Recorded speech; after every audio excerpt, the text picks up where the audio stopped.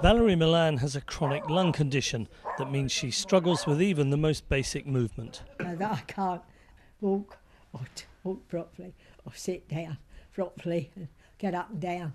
You know, it seems as though it hits me and then I can't breathe and I can't walk about. Hi Val. Hi, How are you?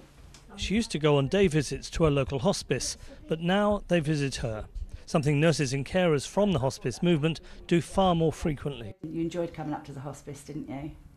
And they taught a lot of skills to learn how to cope with her breathing. We just try to continue that with her at home. We're going to print the pug.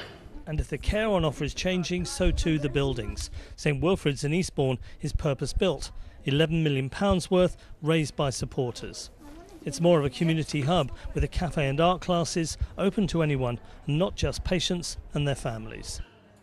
Fundamentally, it was the local community that donated and fundraised for us over 28 years that enabled us to build this building. So we want to be able to share that building with them. But also we're very keen to make sure that we're doing our bit to try and dispel any myths and fears that people have about hospices and what goes on in them.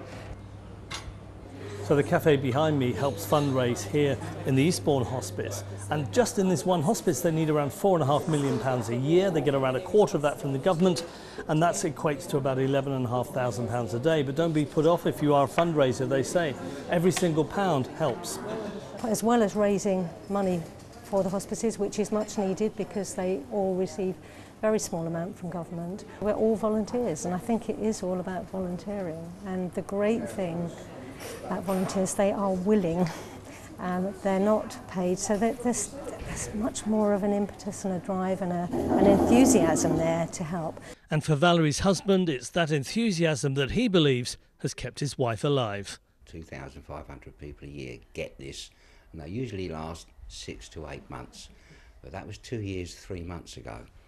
And I think that is, A, she's a Londoner from Walthamstow, and B, the hospice. Mark Norman, BBC South East Today, Eastbourne.